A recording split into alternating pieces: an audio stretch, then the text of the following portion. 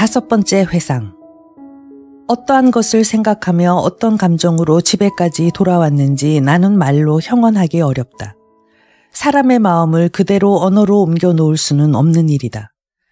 한없는 기쁨과 슬픔이 닥친 순간에는 자기 혼자만이 연주하는 말없는 생각이라는 곡이 누구에게나 있는 법이다. 그날 내가 느꼈던 것은 기쁨도 아니고 슬픔도 아니었다. 언어로는 표현해낼 수 없는 경이로움이었다. 마음속에서는 갖가지 생각들이 유성처럼 날아다니고 있었다. 하늘로부터 이 땅 위에 내려오려고 하지만 그 목적을 이루기 전에 모두 타버리는 불똥들이 내 마음에서 날고 있었다. 사람들이 꿈속에 너는 꿈을 꾸고 있는 거야 하고 자기에게 말하는 경우가 있듯이 나도 나에게 너는 살아있다. 그녀도 하고 말했다. 나는 이성을 되찾고 침착해지려고 안간힘을 썼다. 그녀는 사랑해줘야 될 사람이다. 정말로 보기 드문 마음씨를 소유한 사람이다. 하고 말했다. 나는 다시 그녀를 안쓰러워하기 시작했다. 그 다음에는 이번 휴가 중 그녀와 같이 지내게 될 즐거운 오후를 상상해 보았다. 그러나 그런 것이 아니다. 아니고 말고. 나의 기분은 결코 그런 것이 아니었다. 그녀야말로 내가 찾고 바라고 믿고 있던 전부였다. 여기에 한 인간이 봄날 아침처럼 맑고 신선한 영혼이 존재하고 있었던 것이다. 나는 첫눈에 그녀의 본체는 무엇이며 그녀의 내부에 무엇이 간직되어 있는지 다 알 수 있었다. 우리는 서로 만나서 알아볼 수 있었다. 내 마음의 수호신, 그녀는 더 이상 대답할 수 없다. 이 수기를 쓰고 있는 지금 그녀는 이 세상을 떠나버렸으므로 내가 그녀를 찾을 수 있는 곳은 오직 한 곳밖에는 없음을 알았다. 다시 즐거운 생활이 시작되었다. 나는 매일 저녁 그녀를 방문했다. 이내 우리는 진실로 서로가 옛 친구임을 깨달았으며 다정스럽게 대고 반말 비슷하게 부를 수밖에 없었다. 왜냐하면 우리는 서로 떨어져 살지 않고 언제나 함께 지낸 것처럼 느껴졌고 그녀를 감동시키는 감정 중에서 나를 감동시키지 않는 감정은 없었으며 내가 이야기하는 것을 자기도 전부 그렇게 생각한다고 고개를 끄덕였기 때문이다. 나는 언젠가 한번 당대의 유명한 음악가가 자기 누이와 함께 피아노 앞에 앉아 즉흥곡을 연주하는 것을 들어본 적이 있다.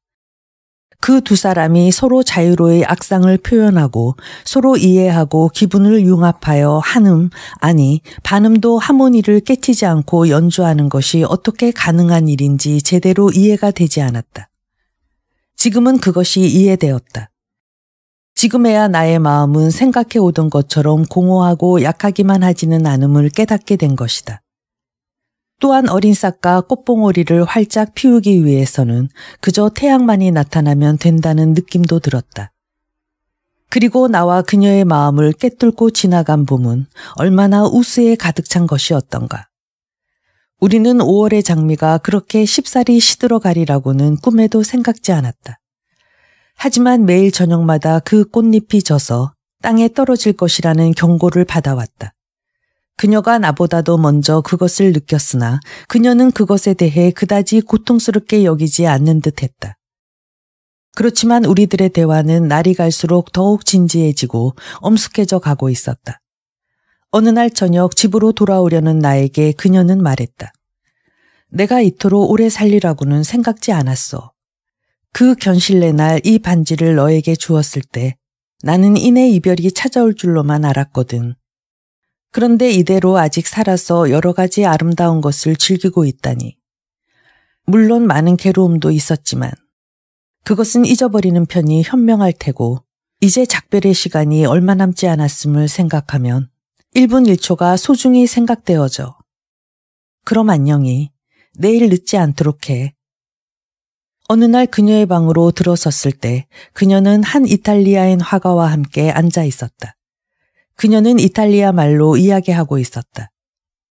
그 남자는 예술가라기보다 화공에 가까운 사람인 듯 했다.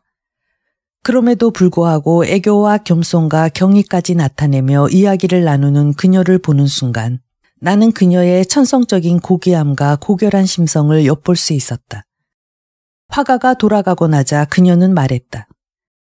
저 그림 하나 보여줄게. 분명 무척 좋아하게 될 거야. 원하는 파리박물관에 있어. 난 그 그림에 관한 글을 읽어본 적이 있어서 좀 전에 그 화가에게서 사본을 그려받았어. 그림을 나에게 보여준 그녀는 내 말을 기다리고 있었다. 그것은 독일의 고전 의상을 입은 중년 남자의 초상화였다. 그 표정은 꿈을 꾸는 듯 했으며 경건하고 진실성이 있어 한때 이 세상에 실제 살아있던 사람임을 의심할 여지가 없었다. 이 그림의 배경은 풍경으로서 지평선 멀리 새벽에 붉은 놀이 있으며 색조는 어두운 갈색이었다. 그 그림에서 눈에 띄게 특이한 것은 하나도 발견할 수 없었지만 왠지 내 마음을 흐뭇하게 하는 묘한 인상이 있어 몇 시간 동안이고 바라봐도 실증이 나지 않았다. 실제 초상화로서 이것을 능가할 수는 결코 없을 거야. 라파엘로도 이런 작품을 만들어낼 수는 없을 것 같군 하고 나는 말했다. 못하고 말고. 그럼 어떻게 이 그림을 내가 손에 넣게 되었는지 말해줄게.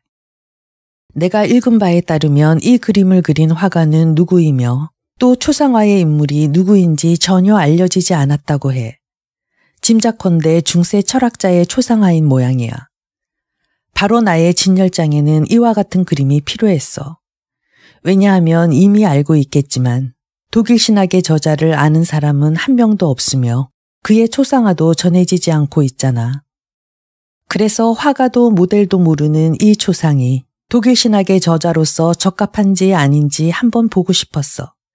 반대만 하지 않는다면 이 그림을 알비의 당원 그림과 보름의 국회 사이에다 붙이고서 독일 신학의 저자라는 이름을 붙여놓을까 생각하고 있는데 좋은 생각이군. 한 가지, 이것은 프랑크푸르트 사람치고는 너무 강건하고 남자다운 것 같은데 하고 나는 말했다. 그럴지도 모르겠어. 하지만 나처럼 병들어 죽어가는 사람에게 이 책은 많은 위안과 힘을 불어넣어 줄 수 있겠지. 이 책에서 아주 고마움을 느끼고 있어. 처음으로 기독교의 교리를 쉽게 가르쳐 주었으니까. 이 책을 쓴 옛 선생이 어떤 사람이었든지 간에 그 교리를 믿고 안 믿는 건 나의 자유였어. 그 선생의 가르침에는 하등의 외적이고 강압적인 대라고는 없었으니까. 그러면서도 그 가르침은 놀라운 힘으로 나의 마음을 사로잡았기 때문에 나는 비로소 계시라는 것을 깨달은 것 같아. 많은 사람들이 참된 기독교 교리 속에 들어가지 못하고 있는 까닭은 우리의 마음속에 계시가 나타나기도 전에 처음부터 기독교는 계시를 가지고 우리에게 임하고 있는데 원인이 있다고 생각되거든. 그 때문에 나도 꽤 불안을 느꼈었어.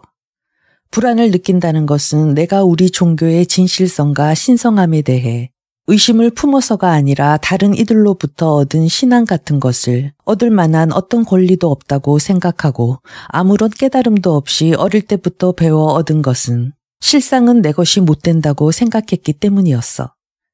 다른 사람이 나를 대신해서 살거나 죽어줄 수는 없는 것처럼 어느 누구도 나를 대신해서 믿어줄 수는 없는 거잖아.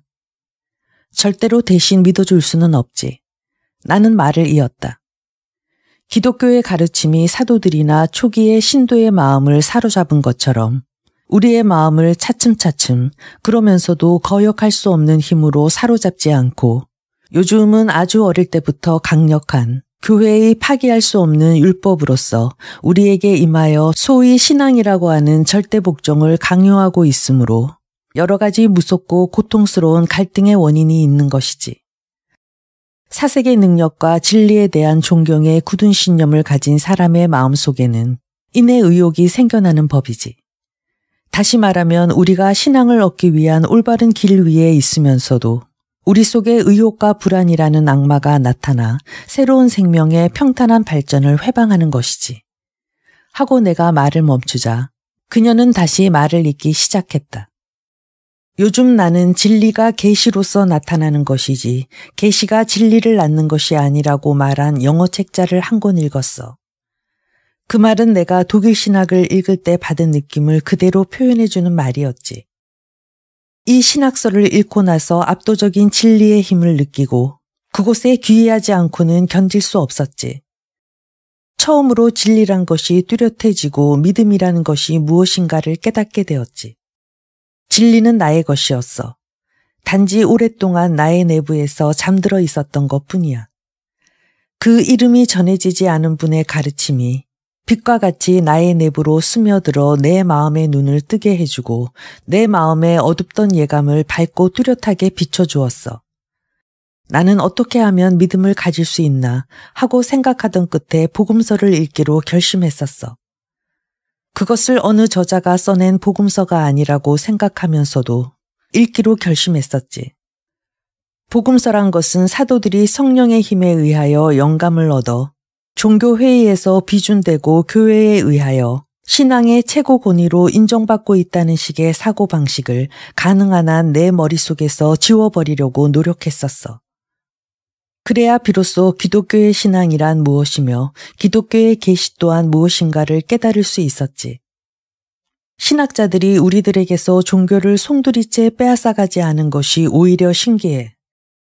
만약 경건한 신자들이 그쯤 하고 그쳐주십시오 하고 그들에게 말하지 않았더라면 신학자들은 종교를 송두리째 빼앗아가는 결과를 가져왔을 거야. 어떤 교회든 교회의 종을 가져야만 하겠지만 이 세상의 어느 종교를 막론하고 목사, 바라문, 셔먼승, 불승, 라마승, 바리새교의 율법학자 같은 자들에 의해 해를 입고 파괴되지 않는 종교는 없을 거야. 그들은 교구의 대부분의 신자가 알아듣지 못할 말로 분쟁하지. 그들 자신이 복음서로부터 영감을 얻어 그 영감으로써 다른 사람들을 감화시키지는 않고 복음서란 것은 영감을 얻은 사람들에 의하여 기초되어 만들어진 것이므로 그것은 어디까지나 진리 그 자체라는 것을 증명하기에만 더욱 급급하고 있지.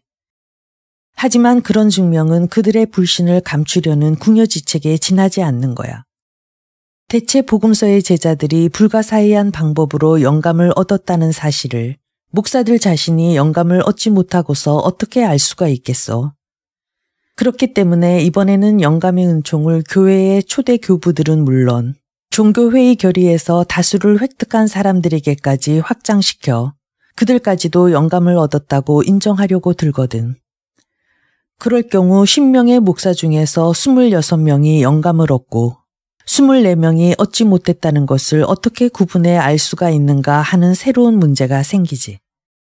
나중에 가서는 교회의 우두머리들은 축복의 손을 머리에 얹어 놓음으로써 영감과 신성을 변함없이 갖게 되며 그 변함없는 신성과 영감은 모든 내적 확신, 절대적인 순종과 신앙, 헌신, 경건한 신에 대한 인식 등 일체를 필요로 하지 않게 된다고 주장하게 되는 것이거든. 하지만 이러한 중간관념에도 불구하고 가장 처음의 문제가 분명하게 우리에게로 되돌아오게 되지. 예를 들면 B란 사람은 A란 사람이 영감을 얻은 사실을 제 자신이 그만큼, 아니 그 이상의 영감을 얻은 일도 없이 어떻게 알 수 있는가 하는 문제지. 그러므로 자기 자신이 영감을 얻었는지 못 얻었는지를 아는 것은 A가 영감을 얻었는지 못 얻었는지를 알아내는 것보다 더욱더 어려운 문제지. 나는 그토록 분명한 생각을 갖고 있지는 않았어. 하고 그녀는 계속 말을 이었다. 사랑에 있어서도 어떤 사람이 자기를 사랑하고 있음을 깨닫기란 무척이나 어려운 일이라고 생각해. 꾸밈없는 사랑의 표시는 없기 때문이니까. 그래서 나는 곰곰이 생각했어. 자기가 스스로 사랑하고 있음을 깨달은 사람이 아니고서는 사랑을 받고 있다는 것을 모르는 법이라고. 어떤 사람이라도 자기의 사랑을 믿을 수 있는 한도 안에서 다른 사람의 사랑을 믿을 수 있는 거야. 영감의 선물도 사랑의 선물과 같지 않을까 하고 생각되어져. 성령을 받은 사람은 하늘로부터 세찬 바람이 부는 소리를 듣고 열병을 앓듯이 혓바닥이 마구 갈라지는 것이지. 그런데도 다른 사람들은 괜히 놀라거나 오해하고서 저자들은 술에 취했어 하고 놀려대는 거야. 그녀는 여기서 잠깐 말을 멈춘 뒤 이내 다시 시작했다. 아까도 말했듯이 내가 나의 신앙을 진실로 믿게 된 것은 독일 신앙의 덕택이었어. 그 가운데서도 특히 많은 사람들의 결점이라 생각하는 것이 오히려 나의 확신을 더욱 굳게 만들어 주었지. 그 선생님은 자기의 의견을 세세히 논증하려 들지 않고 씨 뿌리는 사람이 뿌린 씨 중에서 몇 개는 좋은 땅에 떨어져 수천 배의 결실을 기대하는 것과 같이 자기의 의견을 뿌리고 있었어. 그리하여 우리 신학 선생은 한 번도 자기의 의견을 증명하기 위해 애를 쓴 적은 없었어.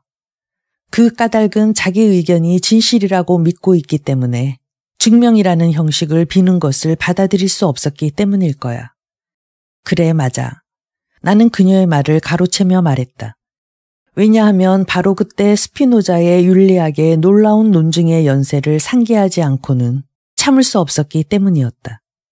스피노자의 초조해하는 논증을 보더라도 그 날카로운 사상가는 제 자신의 학설을 마음속에서부터 완전하게 믿지 못하기 때문에 자기의 학설을 더욱 조심스럽게 붙잡아 맬 필요성을 느낀 것이 아닌가 하는 듯한 인상을 주고 있어.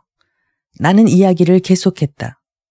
솔직히 말해서 나는 독일 신앙을 통해 여러 가지 감동을 받았지만 그것에 대해서 그렇게까지 감탄스러운 깊은 생각을 갖고 있지는 않았었지. 내가 보기에 그 책은 인간미라든지 시정이라든지 무엇보다도 따뜻한 감정과 현실에 대한 외경심이 부족하다고 봐. 14세기의 모든 신비주의는 예비적인 것으로 공언한 바 있겠으나 참다운 해결은 루터의 경우에서 볼 수 있는 신의 귀의와 그리고 신에게서 용기를 얻어 현실 생활로 되돌아오는 곳에서 비로소 찾을 수 있다고 생각해. 인간이란 일생 중 한 번쯤 자신의 허망함을 스스로 인정하지 않으면 안 되는 거야. 자기 자신은 무이며 자기 실체와 기원과 영원한 생명은 초자연적인 알 수 없는 무엇인가에 뿌리박고 있는 것이라고 느끼지 않으면 안 되지. 그것은 신에게로의 복귀며 설령 이 세상에서는 그 복귀의 길이 목적지에 도달하지 못하더라도 마음속에 신을 향한 언제까지나 사라지지 않는 향수를 남겨주는 것이지. 인간은 신비주의자들의 주장과 같이 조화의 세계를 지향할 수는 없어. 인간은 무에서, 다시 말하면 신에 의하여 신으로부터 창조되어진 것이므로 이 무 속으로 자기 스스로가 되돌아갈 수 없는 존재이지.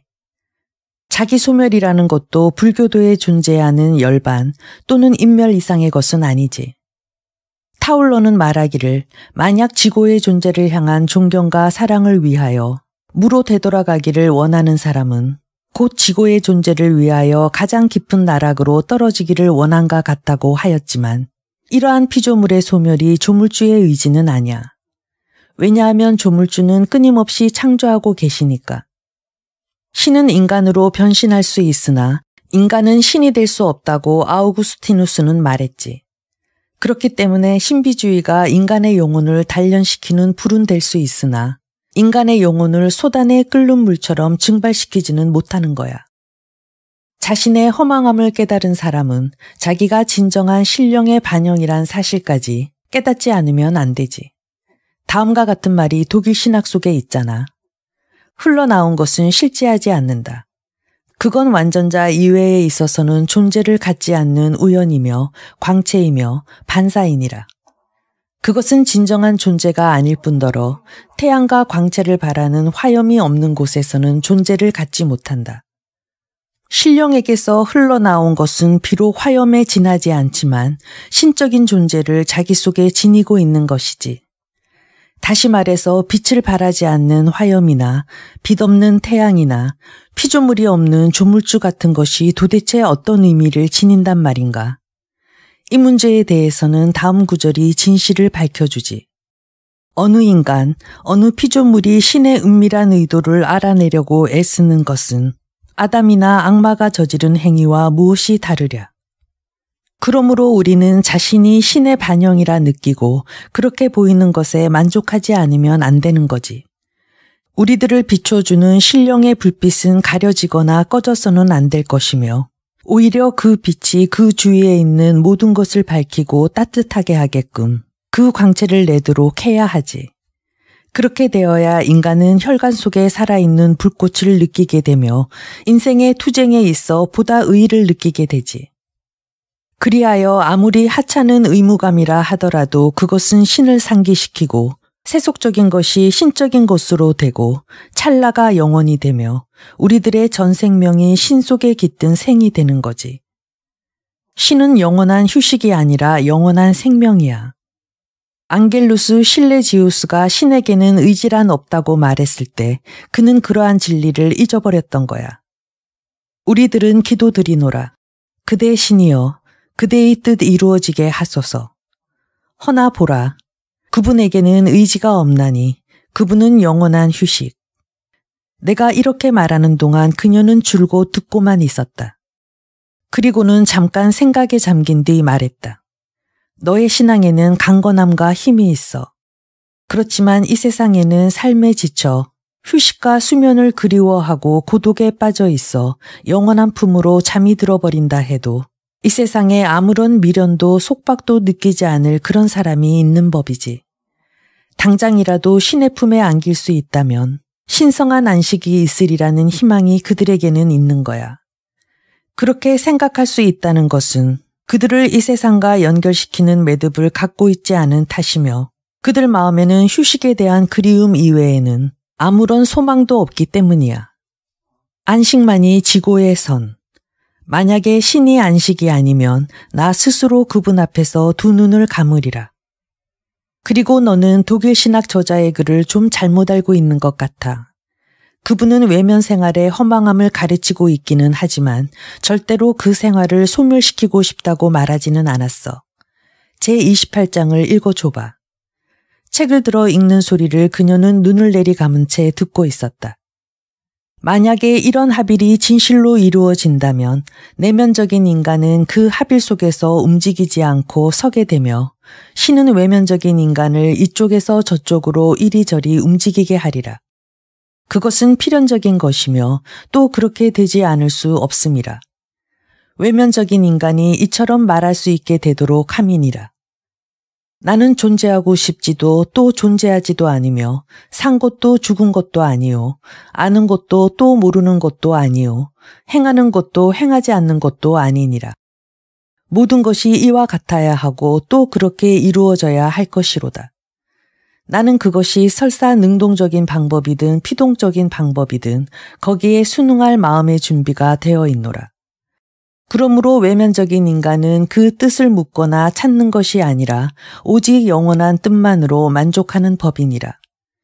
내면적인 인간이 움직이지 않으며 외면적인 인간이 움직이게 된 것은 진실로 인정된 바이기 때문이로다.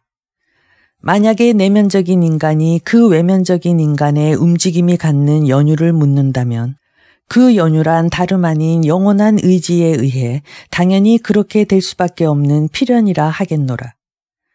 그러므로 신 자신이 인간이 되는 경우에도 그러하니라.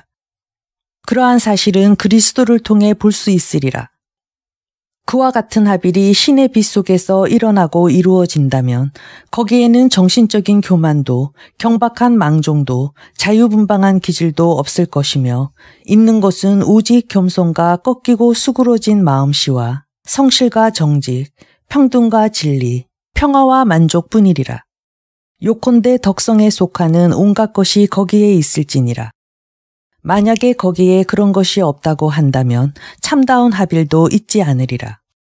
그와 같은 것들이 이런 합의를 돕거나 이끌어갈 수가 없듯 그것을 방해하지도 않을 것이기 때문이노라.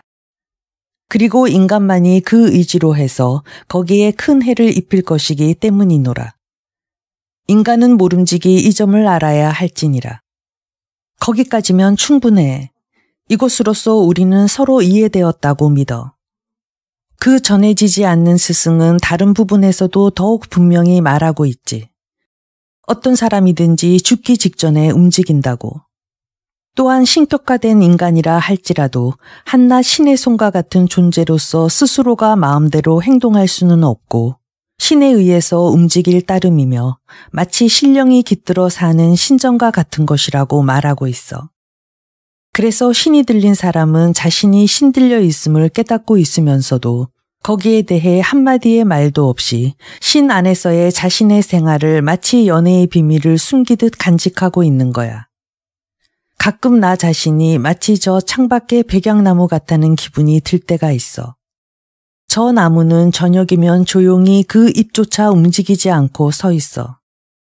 그렇게 서 있다가 아침바람이 불어오면 잎이 살랑살랑 움직이기 시작하지. 그러나 가지와 나무줄기는 조금도 움직이지 않은 채 조용히 서 있어. 오래지 않아 가을이 오면 흔들리던 잎들은 모두 떨어져 시들어 버리겠지. 하지만 줄기는 꿋꿋하게 봄이 오기를 꼼짝 않고 기다리겠지. 그녀는 그러한 세계에 깊숙이 파묻혀 살고 있었으므로 나로서는 구태여 방해할 생각이 없었다. 나 자신도 겨우 그런 사상이 주는 마력에서 벗어났을 뿐이 아닌가. 우리들에게는 고민과 피로가 컸음에도 불구하고 그녀에게는 확고하고 빼앗을 수 없는 그녀의 몫이 있는 듯했다. 이처럼 매일매일의 오후는 새로운 대화를 우리에게 가져다 주었고 꿰뚫어 볼 수 없는 마음에 대하여 새로운 눈을 뜨게 하였다. 그녀는 나에게 어떤 비밀도 갖지 않았다. 그녀의 이야기는 자기 생각과 느낌 그대로였고 그녀의 마음속에서 오랫동안 자라온 바로 그것이었다. 왜냐하면 마치 한 어린아이가 앞자락에 하나 가득 모은 꽃을 아낌없이 잔디 위에 흩뿌리듯이 그녀는 자기 생각을 모두 풀어헤쳐내기 때문이다. 그러나 나 자신은 그녀가 나에게 하듯 그녀에게 마음을 활짝 열어놓을 수가 없어 그것이 나를 괴롭히고 우울하게 만들었다. 하지만 그렇게 항상 마음을 감추는 것, 그것이 바로 사회가 우리들에게 요구하는 것이다. 그리하여 이 사회는 그것을 관습이라든지 예의라든지 분별이라든지 현명이라고 부름으로써 우리들의 삶을 가장무도회처럼 만들어버린다. 그러니 자신의 본질이 갖는 그 참모습을 찾을 수 있는 사람이 과연 몇이나 될까? 심지어 사랑하는 데 있어서도 하고 싶은 말을 솔직히 말하고 침묵하고 싶을 때 솔직히 침묵하지 못하고 공연히 시인의 말을 빌어 아첨을 하거나 한숨을 쉰다. 있는 그대로 상대하고 자신을 내보이고 자신을 바칠 수는 없는 것일까? 나는 그녀에게 나의 생각을 제대로 이해하지 못하고 있다라고 솔직히 말하고 싶었다. 그러나 나의 속마음을 제대로 표현할 말이 도무지 떠오르지 않았다. 생각도 못해 나는 집으로 돌아오기 전에 얻은 아놀드의 시집 한 권을 남겨놓으며 그 가운데 파묻힌 생명이란 시 한 편을 읽어보라고 말했다. 그것이 나의 고백이었다. 나는 그녀의 의자에 몸을 굽히면서 그럼 편한 밤이 되길 하고 인사를 했다. 그녀는 안녕 하고 대답하면서 그녀의 손을 나의 머리에 얹어 놓았다. 그때였다. 나의 온몸에 전율이 일어나고 어린 시절의 꿈이 나의 마음속에서 다시 날개를 퍼덕이는 듯했다. 나는 그 자리에서 일어설 수가 없었다. 신비로운 눈을 바라보며 그녀의 평화로운 마음의 그림자가 온통 나의 마음을 휘감기를 기다렸다. 나는 아무 말 없이 일어나 집으로 돌아왔다. 그날 밤 백양나무 꿈을 꾸었다. 바람이 세차게 불어대고 있는데도 가지에 매달린 잎은 조금도 움직이지 않고 있었다. 파묻힌 생명. 이제 우리들 사이에는 가벼운 농담이 오고 가지만 보라, 내 눈에 괸 눈물의 흔적을. 이름 모를 슬픔이 엄습하누나. 그렇다. 정녕 그러하도다. 우리들은 안다. 농을 주고받을 줄도, 명랑한 미소를 즐길 줄도. 우리들은 안다. 하지만 이 가슴에 남모를 슬픔 숨겨져 있고 그대의 농담 받아들이지 못하는 그 무엇이 있어 그대의 즐거운 미소도 내게는 아무런 위안이 못 되네. 그대의 손 내 손에 올려놓고 말없이 내게로 몸 기대어 보라. 사랑하는 이여, 그리하여 그대의 맑은 눈동자 내게로 돌려 그대의 속마음 들여다보게 해다오. 아, 참다운 사랑조차 마음 활짝 열어 그것을 고백할 수 없다는 말인가. 사랑하는 이에게조차 용기가 부족하여 진실로 속에 품은 말 주고받지 못하는가. 사람들이 생각을 감추려 함을 잘 아네. 솔직히 고백했다가 무관심한 듯 거절당하거나 멸시받은 일 두려워함이라. 그리하여 나는 알았도다. 사람들은 모두가 그 생활과 하는 일을 거짓 속에 숨기고 자신에게나 타인에 대하여 서먹서먹하지 않을 수 없는 것을. 하지만 누구의 가슴에 쏘고 흐르는 것은 똑같은 심장. 우리 사랑하는 사람들까지도 그런 속박 마음에 지녀 입을 열어 그것을 말할 수 없다는 말인가. 아, 단 한순간일지라도 우리들의 마음 활짝 열어 그 말을 입술에 울려 보았으면. 여태껏 그것을 묻고둔 것은 우리들의 불행. 인간이 변덕스러운 어린아이가 되어 방심의 마음을 빼앗기고 싸움과 위험에 몸을 맡겨 특성을 잃는 것은 신의 섭리. 하지만 그 섭리는 생명에 보이지 않는 강물에 명하여 경박에서 참된 자아를 지키고 존재의 법칙에 순응하지 않을 수 없도록 강요하여 우리들 가슴에 깊은 물줄기를 지나 보이지 않는 흐름으로 때밀어 가누나. 그 섭리에 따라서 인간의 눈은 파묻힌 강물을 보지 못하고 헛되이 흐르건만 우리들이 보기에는 우리들 눈먼 사람들이 끝도 모르고 정처 없이 헤매는 것만 같구나. 하지만 보라. 이 세상의 혼잡 속에서나 싸움이나 약탈 속에서도 우리들 내부에는 파묻힌 생명을 알아내려는 말할 수 없는 욕구가 생겨나누나.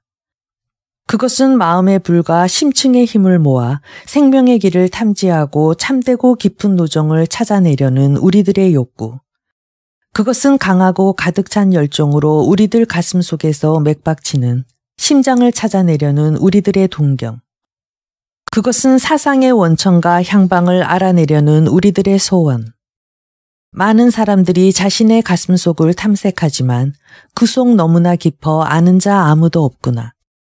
우리들이 수천 가지로 변용하여 그 힘과 기량에서 모자람이 없건만은 시간의 유구한 흐름 속에서 단 한순간이라도 우리들의 참된 본체는 나타나지 않구나. 우리들 가슴 속에 흐르는 수많은 감정 가운데서 단 한 가지라도 표현할 재주 없고 영원히 묻힌 채 흘러갔도다. 오랜 세월에 걸쳐서 우리들 내부에 도사린 참된 자아에 따라 말하고 행동하려 했으나 헛된 일이었네.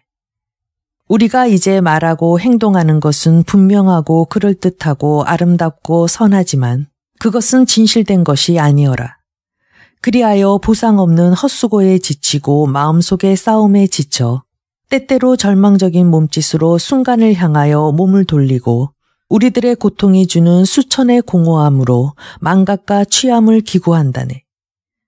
그리하여 그것은 영혼 깊은 곳에서 때때로 희미한 그림자 고개 쳐들어 멀고 먼 나라에서 온 듯 달콤한 마력으로 우리들을 감싸는 비탄과 메아리로 우리들의 사고에 우수를 더해주누나.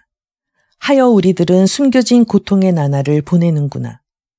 비록 흔한 일은 아니나 우리들 손에 하나의 성실한 손이 놓이고 광채와 소음에서 헤어날 때, 시간이 영혼으로 흐를 때, 우리들의 눈으로 타인의 눈을 분명히 읽을 때, 속세의 먼지에 어두워진 우리들의 귀에 사랑하는 이의 목소리가 부드럽게 울릴 때, 이러한 때 우리들 가슴 그 어디에선가 빗장이 열리는 소리 들리고 오래도록 모르고 지내던 하나의 감정이 새로운 물결이 되어 흐르기 시작한다네. 안으로 시선을 돌리면 가슴이 드러나고 우리가 말하게 되는 것은 그 가슴을 가득 채운 것이요. 우리가 아는 것은 우리들의 참된 소망. 그때 인간은 생명의 흐름을 보며 속삭이는 자신의 조용한 목소리를 들으며 스치는 대기와 초원의 향내를 맡고 꽃과 햇빛을 보게 된다네. 화살처럼 흐르는 안식과 눈앞에 일렁이는 헛그림자를 쉴 새 없이 쫓았건만 아직도 휴식은 찾아오지 않는구나. 서늘한 바람이 얼굴 위를 스쳐 온갖 고통을 잠재워주고 보기 힘든 평온이 가슴에 찾아올 뿐 그럴 때 인간은 믿게 된다. 자기의 생명이 시작되는 근원과 그것이 흘러들어가는 대양을 찾았노라고. 6번째 회상. 다음 날 아침에 누가 우리 집 문을 두드렸다. 들어온 사람은 궁중의 시위로 있는 늙은 의사였다.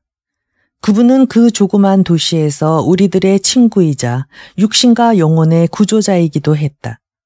그분은 이대에 걸쳐서 우리들이 자라는 모습을 지켜보았으며 그 출산을 도와준 아이들이 다시 아버지와 어머니가 되어가는 동안 그는 그 모두를 자신의 친자식처럼 지켜보았다. 하지만 그 자신은 독신으로 지냈다. 그는 나이가 그렇게 많으면서도 힘차고 아름답다고 할 만큼 당당했다. 지금도 기억나는 것은 그 당시 내 앞에 서 있던 그의 모습이다. 숨 많은 눈썹 밑에서 빛나던 밝고 푸른 눈. 여전히 젊은 힘으로 넘치던 흰 머리칼. 그 머리카락이 곱슬거리며 파도치던 모습이 눈에 생생하다. 그리고 은장식이 달린 구두와 흰 양말과 갈색 외투. 그 외투는 무척이나 오래된 것 같기도 또 아주 새 것인 것 같기도 했는데 나는 그것들을 절대로 잊을 수가 없다. 그의 꼬부랑 지팡이도 내가 어렸을 때 그분이 나의 맥을 짚어본다든지 처방을 해줄 때 나의 침대 머리맡에 언제나 걸쳐놓던 바로 그 지팡이였다. 나는 어린 시절 무척이나 자주 몸이 아팠으나 언제나 나를 다시 건강하게 만든 것은 그분에 대한 신뢰감이었다. 나는 그분이 나의 병을 고쳐줄 것에 대하여 한 번도 의심해 본 적이 없었다. 그리하여 어머니께서 나의 병을 고치기 위해서 그 궁중시인을 모셔와야겠다고 말씀하시는 것은 해진 양복을 수선하기 위하여 제단사를 불러와야 한다고 말씀하시는 것이나 매일반이었다. 그저 그분이 지어주는 약을 먹기만 하면 곧 몸이 나아지는 것 같았었다. 여보게, 재미가 어떤가? 하고 그분은 방 안으로 들어서며 말했다. 별로 몸이 좋아 보이지 않는군. 공부를 너무 심하게 하지는 말게나. 난 오늘은 잡담을 할 시간이 없어 한 가지만 말하고 가려 하네. 자네는 다시는 마리아 공주님을 뵈러 가서는 안 된다는 말일세. 나는 어제 밤새도록 공주님을 돌봐야 했는데 그것은 자네 탓일세. 그분의 생명이 아깝게 생각되거든 절대로 다시 가서는 안 된다는 말일세. 가능하면 그분은 시골로 전지요양을 떠나야 될 걸세. 자네도 잠시 여행을 떠나는 것이 최선의 방법이겠지. 그러면 또 보세나. 이 말과 함께 그는 내게 악수를 청하면서 마치 약속이라도 얻어내려는 듯 나의 눈을 묵묵히 쳐다보다가는 앓는 아이들을 돌보기 위해 밖으로 나가버렸다. 어떤 다른 사람이 갑자기 나의 비밀 속으로 깊숙이 파고들었다는 것. 그리고 심지어는 나 자신조차 모르는 것을 알게 되었다는 사실에 나는 너무나 놀랐다. 그리하여 미처 생각을 가다듬기도 전에 그 사람은 이미 거리에까지 나서고 말았다. 나의 가슴은 오랫동안 불 위에 올려놓았던 물이 처음에는 가만히 있다가 갑자기 끓기 시작하여 끓어오르다가 마침내는 넘치는 것과 같았다. 그 여자를 다시는 못 본다고. 그 여자를 찾아감으로 해서 나는 산 사람이 아닌가. 나는 그저 가만히 있는 것만으로도 좋다. 그리고 한마디도 하지 않아도 상관이 없다. 단지 그녀가 잠들어 꿈을 꿀 때 그 옆 창가에 서 있기만 해도 된다. 그런데 그 여자를 다시는 볼 수 없다는 말인가? 이별의 인사조차 안 된다는 말인가? 그 여자는 내가 자신을 사랑하고 있다는 사실을 모르며 또 알 리도 없다. 그리고 나도 그녀를 사랑하는 것이 아니다. 열망하는 것도 바라는 것도 없기에. 또한 나의 심장은 그녀 곁에 있을 때 이상으로 그렇게 평온한 적도 없었다. 하지만 그녀를 가까이에서 느껴야 하며 그녀의 영혼을 호흡해야 한다. 나는 무조건 그녀에게로 찾아가야만 한다. 그리고 그녀도 나를 기다리고 있다. 운명이 두 사람의 영혼을 그토록 붙잡아 맨 것에 아무런 의도도 없었다는 말인가. 나는 그녀의 위안이 되고 그녀는 나의 휴식이 되어야 하지 않을까. 인생이란 결코 장난이 아닐 것이며 두 개의 영혼은 열풍에 불려 이리저리 흩날리다가 만들어진 두 개의 모래 언덕은 아닐 것이다. 다정한 운명의 손길이 우리들에게 안내해준 영혼들을 우리들은 단단히 붙잡고 놓아주지 말아야 할 것이 아닌가. 그들은 우리들을 위하여 존재하기 때문이다. 그리고 우리가 그들을 위하여 살고 싸우고 죽겠다는 용기만 있다면 그 어떤 힘도 우리들을 갈라놓지 못하리라. 그리고 내가 잠시의 휴식을 하면서 그 아래에 누워 꿈꾸던 나무를 천둥이 한번 울린다고 해서 떠나버리듯 그녀를 떠난다면 그녀는 나를 경멸해야 마땅하지 않을까. 그러자 나의 가슴은 갑자기 조용해졌다. 단지 내게 들리는 것은 그녀의 사랑이라는 말뿐이었다. 그리고 그 말은 나의 영혼에 틈바구니를 뚫고 메아리쳐 들어와 나는 나 자신에 대하여 놀라지 않을 수 없었다. 그녀의 사랑, 무엇으로 내가 그것을 얻을 수 있다는 말인가? 그렇다. 그 여자는 나를 거의 모른다. 그리고 만약에 그 여자가 나를 사랑할 수 있게 된다고 할지라도 나는 천사의 사랑을 받을 자격이 없음을 고백하지 않을 수 없겠지. 나의 영혼 속을 흐르는 온갖 사념이나 희망들은 마치 자기를 둘러싼 망이 있다는 것을 모르고 푸른 하늘로 날아오르려던 새처럼 되돌아오지 않을 수가 없었다. 행복이 그토록 가까이 있는데 왜 그렇게 잡을 수가 없다는 말인가? 하나님은 기적을 행할 수 없는가? 그분은 아침마다 이적을 행하지 않는가? 하나님은 마음 가득히 그분을 믿고 지쳐서 허덕이면서도 거기서 위안과 도움을 얻을 때까지는 결코 물러서지 않을 때 나의 기도를 들어주시지 않았던가? 우리가 간청하는 것은 절대로 세속적인 제보가 아니다.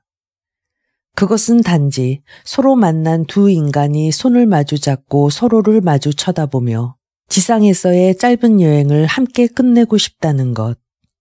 괴로울 때는 내가 그녀의 보호자가 되며 그녀는 내게 위안이 되거나 달콤한 보살핌을 베풀며 함께 목적지까지 가고 싶다는 것. 그것이 바로 우리들의 소원이다. 이제라도 그녀의 삶에 늦봄이 찾아와 그녀로부터 고통을 앗아간다면 그 얼마나 아름다운 전경이 나의 눈앞에 전개될 것인가. 이제는 그녀의 것이지만 돌아가신 그녀의 어머니의 것이었던 티롤 지방의 그 고성, 그 푸른 산, 상쾌하고 맑은 산공기, 힘차고 소박한 주민들, 세상에 속한 일과 근심과 싸움에서 멀리 떨어진 곳, 질투하는 사람도 심판자도 없는 그곳에서 우리들은 인생의 황혼기를 맞이하고 축복된 휴식 속에서 저녁 노을처럼 조용히 사라져 갈 수 있지 않을까. 그러자 내 눈에는 물결이 반짝이는 검은 호수와 거기에 맑게 비친 먼 설봉의 그림자가 보였고 내 귀에는 양떼들의 방울소리와 목동들의 노랫소리가 들려왔다. 그리고 어깨에 총을 맨 사냥꾼들이 산을 넘어가는 모습. 저녁이면 마을로 모여드는 노인들과 젊은이들의 모습도 보였다. 그녀는 가는 곳마다 천사처럼 평화를 뿌리고 나는 그녀의 친구이자 안내자가 된다. 덩치 큰 바보여, 나는 외쳤다. 정말로 바보로구나. 내 마음은 여전히 그렇게도 격렬하면서도 부드럽다는 말이냐. 경고하노니 내 처지를 생각해보고 내가 그 여자와 얼마나 멀리 떨어져 있는가를 생각해 보도록 하라. 물론 그 여자는 다정하고 친절하며 다른 영혼에 자신을 투영하기를 좋아하지만 그녀의 천진난만한 태도는 그 가슴 속에 너에 대한 아무런 깊은 감정도 지니고 있지 않다는 가장 큰 증거가 아니고 무엇인가. 너는 달빛 밝은 여름밤에 숲속을 거닌 적이 없는가. 그때 달은 그 은빛 월광을 가지마다 잎새마다 쏟아주지만 어두운 흙탕물도 비춰주고 아무리 작은 물방울에도 아름답게 자신을 반영해주지 않던가. 그 여자 역시 그렇게 밤같은 너의 삶에 시선을 던져준 것이다. 그러니 너는 그녀의 그 부드러운 빛을 내 마음에다 투영시켜 지닐 수는 있으나 결코 그 이상의 따뜻한 시선을 바래서는 안 되리라. 그러자 갑자기 그녀의 모습이 생생하게 눈앞에 떠올랐다. 그 여자는 추억의 표상으로서가 아니라 하나의 실상으로서 내 앞에 섰으며 나는 비로소 그녀가 얼마나 아름다운가 하는 것을 의식했다. 그것은 아름다운 처녀가 처음에는 우리들의 눈을 현혹시키다가도 얼마 가지 않아서 봄꽃처럼 시들어버리는 빛깔과 형태로서의 그런 아름다움이 아니라 완전한 존재가 갖는 조화였다. 동작 하나하나가 진실이며 영적인 표현이요. 육체와 영혼의 완전한 융합이어서 그녀를 바라보는 자의 마음을 즐겁게 해주는 것이었다.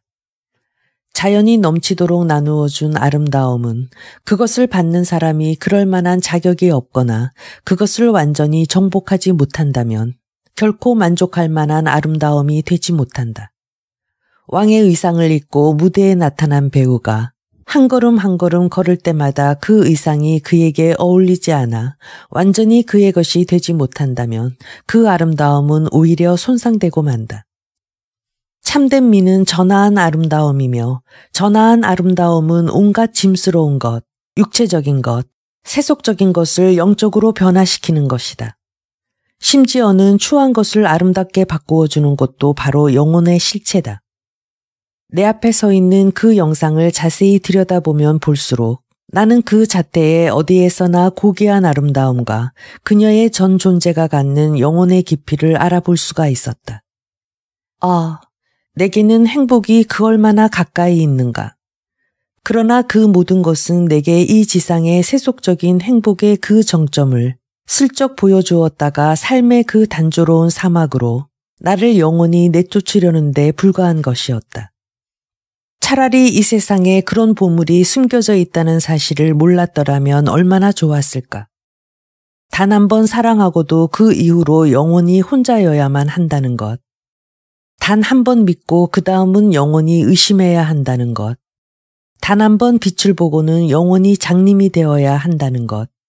그것은 고문이어서 그 고문에 비하면 사람들이 쓰고 있는 이 세상의 모든 고문실은 아무것도 아니리라.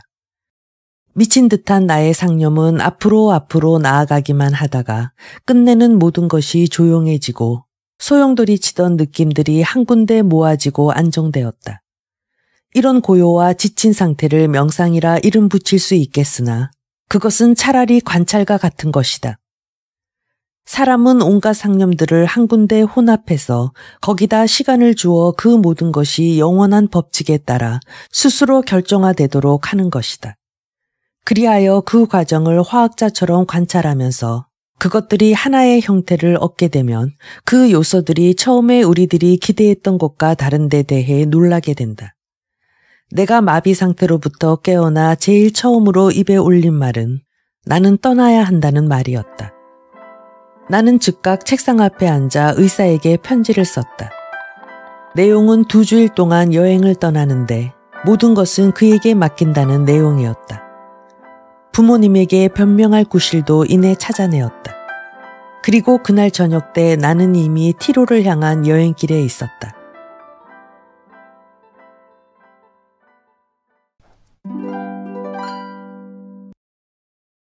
독일인의 사랑 독후감.